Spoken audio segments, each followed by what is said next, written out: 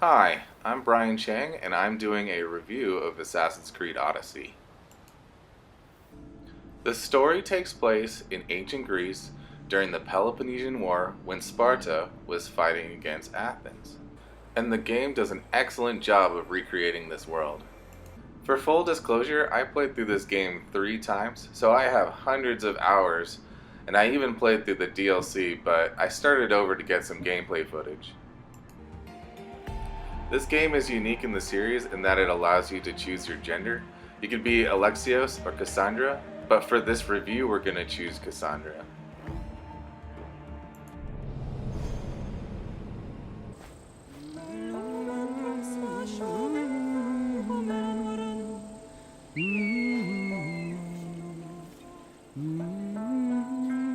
We join Cassandra on the island of Kefalonia, and she is there because as a child, she tries to save her brother from being sacrificed, and her father is forced to throw her off the cliff as retribution for her actions.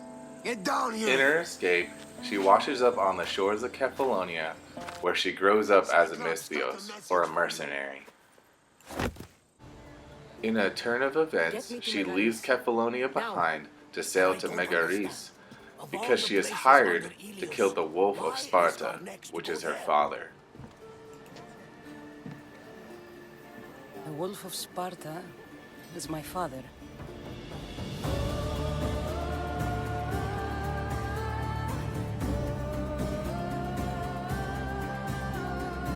You've avoided the past long enough. When you finally get there, you can choose to kill him, but I chose not to kill him.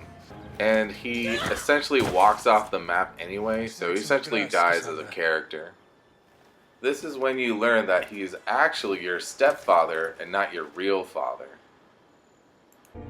She then sails from Megaris to Phokis to collect on her reward, and the person who hires her tries to get her murdered.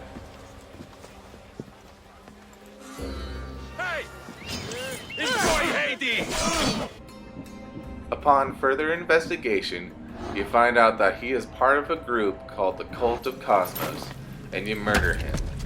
And not only is your brother not dead, but he is also the Cult of Cosmos' weapon, Deimos. Go! This is where I decide to end the gameplay, because all you do is just go around murdering each one of these cult members and trying to figure out why your family was torn apart, which is a very long process. I'll now talk about the gender representation in this game. Like I said before, this is the first Assassin's Creed game to give you a choice of who to play.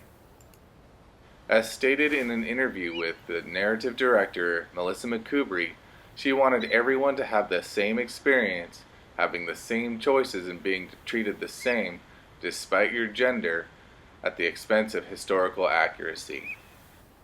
Because it just isn't fun being treated terribly for being different. Forsaken Sparta! I've seen an opinion on Reddit where they say that they should have just went with one character because one of them is canon.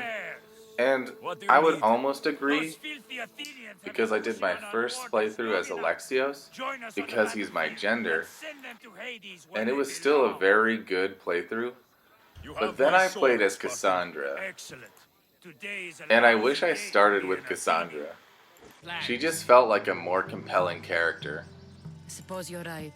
and it felt like Any she idea had what to more start with? badass moments, Could be anywhere. Most but it was still likely, cool to that's see how the close difference the between the Athenians. two. We've sent out a couple of I also found a but lot of they never Reddit returned, entries who liked and we having a can't spare character any more like men at them. this time. Sometimes you're better sending a woman anyway. And I would agree. As for physical representation, featured is the original concept art taken from the book The Art of Assassin's Creed Odyssey. As you can see, Cassandra varies very little from the original concept art, except maybe her hair. I also put in Alexios for comparison.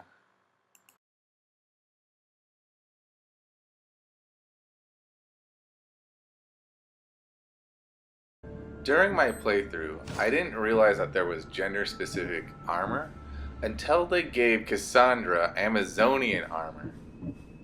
And in New Game Plus, you inherit the armor from the previous game. So I decided to start a new game as Alexios, and you can actually get him to wear female armor. That's it, that was just extra.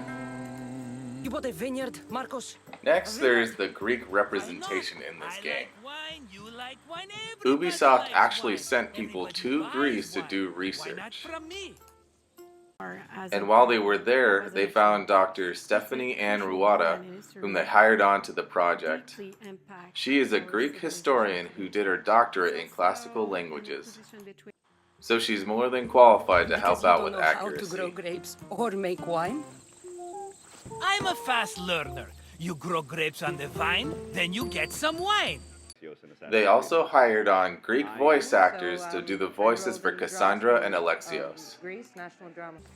So they actually put in a lot of work You to know make me sure that it better was than to accurate. think I don't have a plan? But even with Marcos that, always it has is a still plan. hard to please everybody. Alright. Then do There you was have an money to IGN roll? article that said Do I that the have accents money were I owe really you? hit or miss. Of course. And I kind of Well, agree with no, that. Not at the moment. I'm no Then- expert in Greek accents, but some of them just sounded Instantly, my bad. friend, instantly. I wasn't able to find the really bad ones in my playthrough, but Marcos is really borderline. You can find a whole laundry You list want of me to complaints, collect my own debt. ranging from the Spartans being a carbon copy of 300, to some comments on the color of the Greeks. But overall, I found it really refreshing to have a portrayal that wasn't British or other white people. Another thing that I want to talk about is LGBTQ representation. Thank you. Let's get out of You here. are the face that Can you I- find... In the game, it's possible to romance many characters, both male and female. You look cute right now. As if nothing can get in your way. I don't usually like being called cute. They don't show too much, but you can have sex with these people.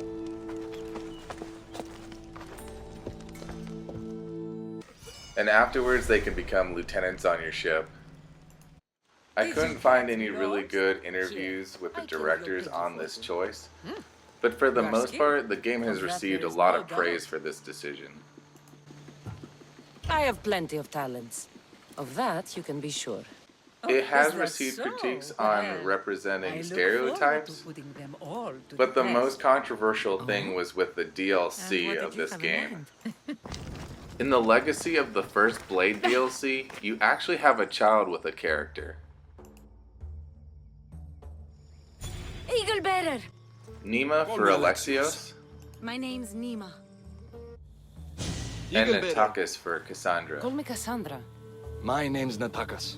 All this forces you into a heterosexual relationship with Sounds somebody, like a name I should and that's know. where the And if controversy he's here, comes from. we're fucked. They said that they I need to fixed take it by care of these allowing you people. to not have a Orderly romantic passed through here, relationship killing with as he this went. person, He left but tracks that's still nearby. pretty weird. I'll follow him. I'm not gonna lie, when I first played through the game, I paid attention to none of these aspects, but Thank it was you, really Cassandra. cool to revisit For this what? game with all of this in mind. For helping. This was a beautiful game. You can sail the seas on a trireme. You can fight in sea battles and land battles.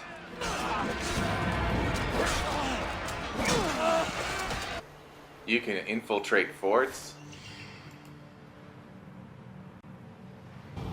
and just explore ancient Greece.